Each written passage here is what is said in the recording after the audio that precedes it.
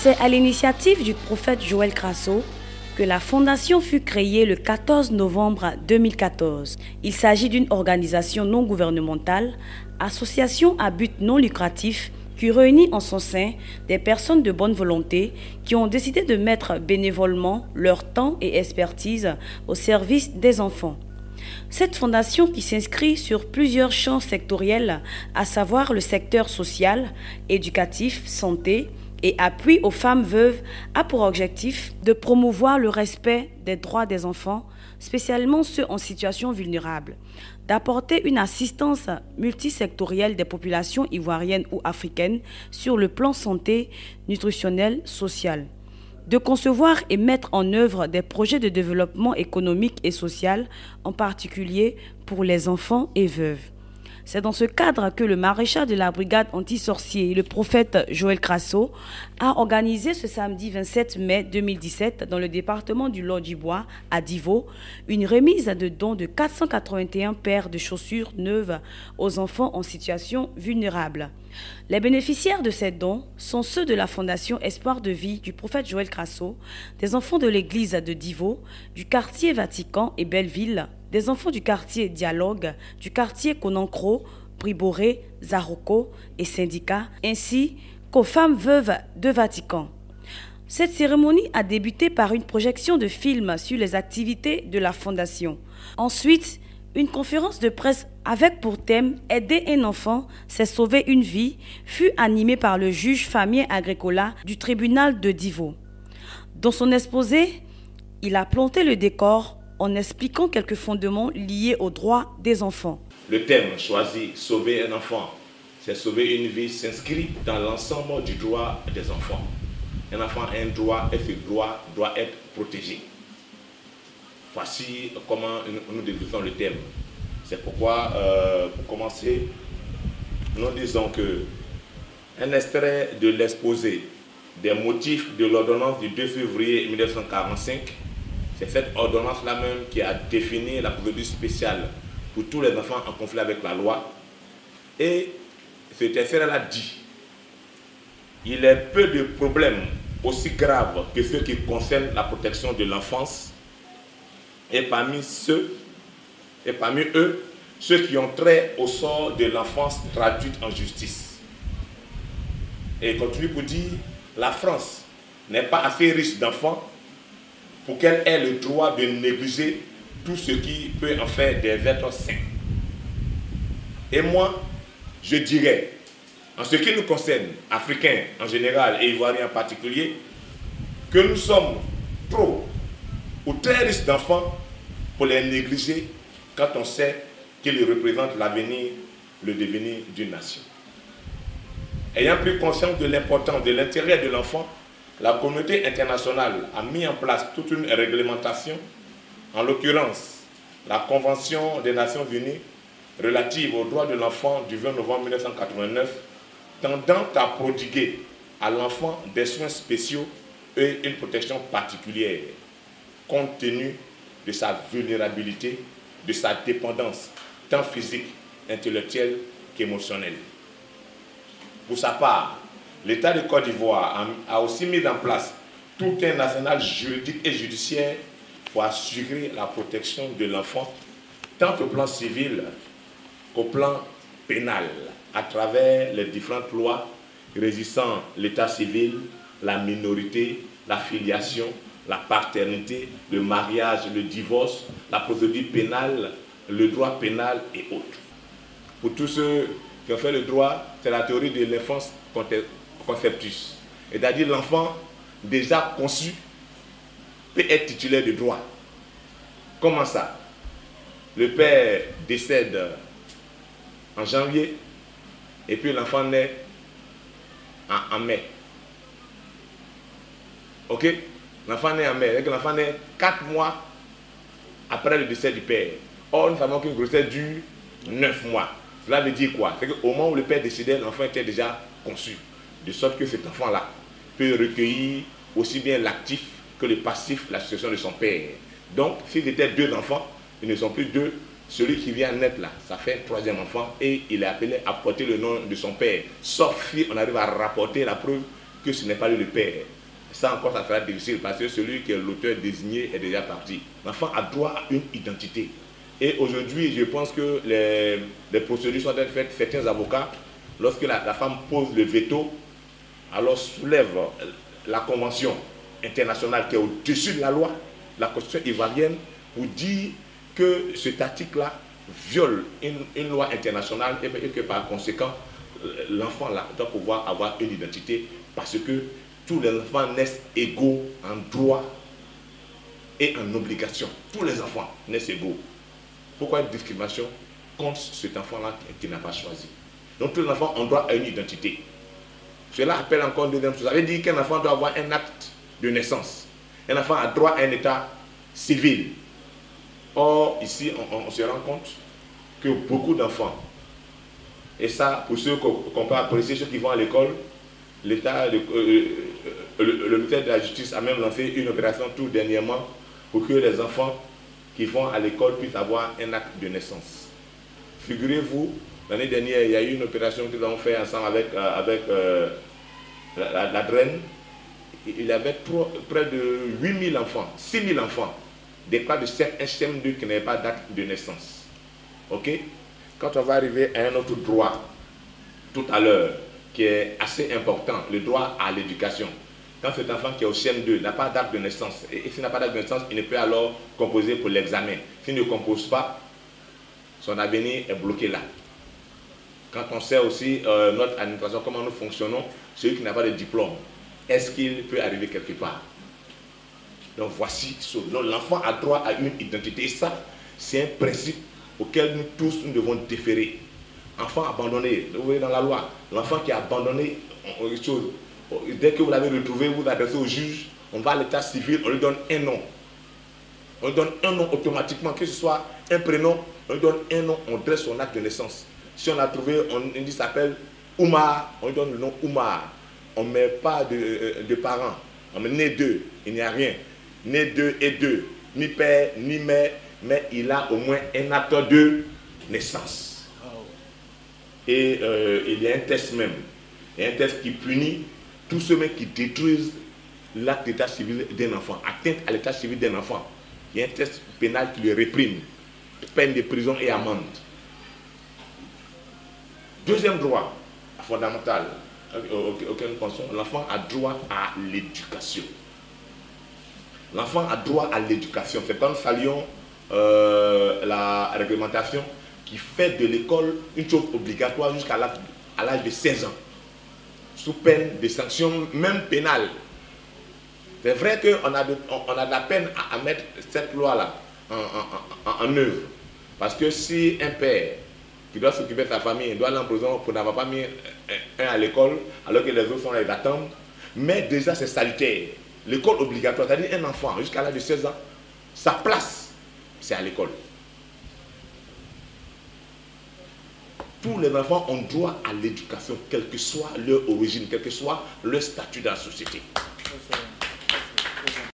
À la fin de la conférence, le président fondateur, le prophète Joël Crasso, a conclu en remerciant le conférencier, les différents organes de presse, la police nationale et les personnes qui ont effectué le déplacement pour la réussite de cette cérémonie. Je tenais à dire merci à monsieur le juge, vraiment merci. Merci de nous accorder de votre temps et de nous apporter de cette éducation. Notre intention, je vous partage nos souhaits, c'est de collaborer avec vous. Vous savez qu'indirectement, on a essayé de prendre une certaine Dominique. Dominique, depuis la prison civile de Dibo, on l'a accusé de sorcellerie. Il y a maintenant 3 ans de cela, on l'a même négocié et puis elle a vécu chez moi. Elle est vécu chez moi parce qu'elle est partie en prison avec un bébé. Moi, ayant appris ça, je me suis rendu au parquet et j'ai échangé avec le juge d'instruction pour dire non. C'est vrai, j'ai expliqué un peu le mécanisme de la sorcellerie. J'ai dit, faites du mal non seulement ça, à son corps. C'est vrai, même si on enfermé, c'est vrai que l'âme, parce que les gens veulent se rendre justice, parce que la loi est là pour tout le monde. Hein. D'ailleurs, parce qu'elle a reconnu, le fait de reconnaître qu'on a tué, ça mérite une peine. Mais d'accord, mais il faudrait délivrer cette fille. Et moi, j'ai négocié près de la justification de Divo et il m'a accordé cette grâce-là. Et ça m'a permis de, cette Dominique-là en question, de vivre chez moi. Et puis je pense que certaines personnes dont vous faites partie, qui ont négocié pour qu'elle soit vraiment acquittée de beaucoup de choses. Donc vraiment, je vous tenais à vous dire merci. Voilà, merci. Je n'ai aussi à dire merci à la presse. La presse, aidez-nous, s'il vous plaît, aidez-nous.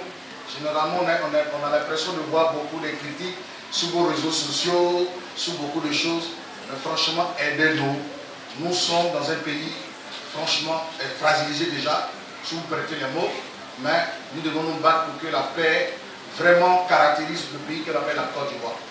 Le président du Club des Amis de la Chine, M. Rodrigue Kakini, s'est prêté à notre micro. Je suis venu sur le terrain pour rencontrer des coopératives de vivriers, des cafés cacao, des palmiers à huile.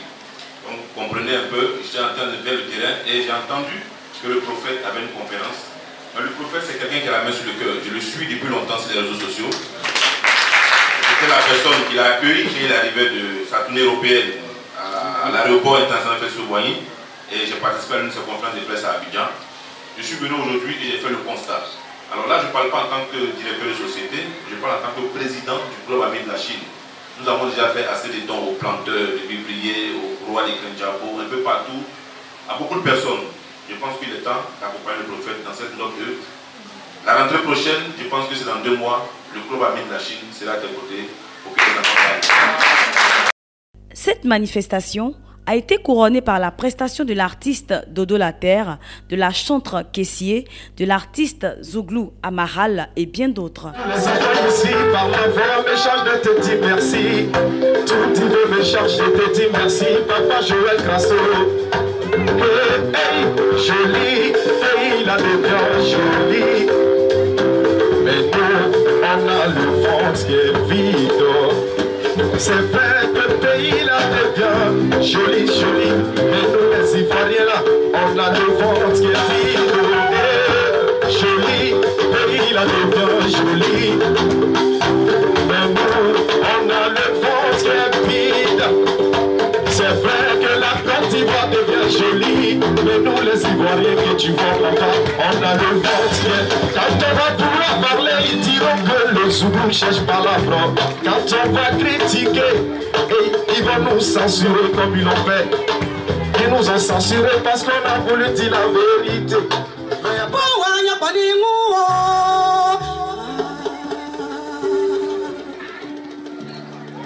Seigneur, je voudrais t'adresser cette prière pour dire que tu as choisi cet homme dans la ville de Divo pour que par lui les orphelins soient entendus, les veuves soient entendues, notre Dieu. Bénis cet homme, Seigneur. Suscite des hommes pour l'épauler dans l'œuvre que tu l'as confiée et non pas des gens pour le jalouser, notre Dieu. Parce que tu es Dieu et tu as pensé aux orphelins, aux veuves des Divo et du monde entier. Je vais parler des Zaroko, le village près des Divo.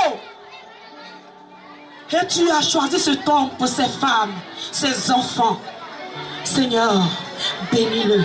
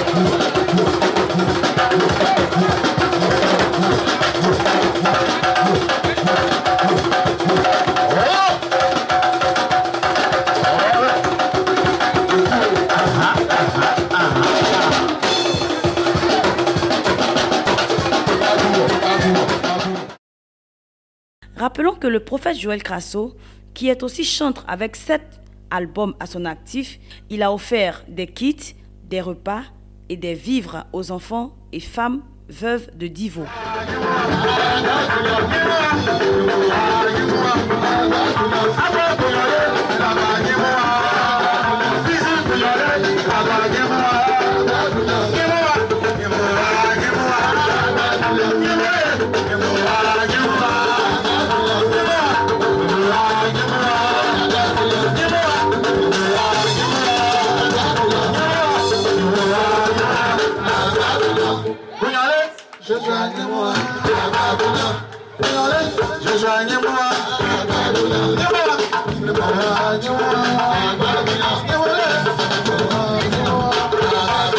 Est-ce qu'on peut l'acclamer Jésus? À la fin de la cérémonie, nous avons reçu des bénéficiaires de ces dons qui ont remercié le prophète Joël Crasso pour tout ce qu'il a fait pour eux. Je me sens bien. Bien. Et qu'est-ce que tu veux dire au prophète Joël Crasso? Je veux le dire que merci. Parce que tout ce qu'il a fait, que Dieu n'a qu'à le bénir, Dieu n'a qu'à le donner plus que ça. Amen. C'est un gentil homme. Je l'aime beaucoup. Que Dieu le bénisse, que Dieu fasse qu'il gagne beaucoup d'argent et beaucoup d'enfants. Je vous remercie. Je vais lui dire merci pour tout ce qu'il a fait pour moi. Je suis ému, je suis dépassé. Pour l'acte qu'il a fait là.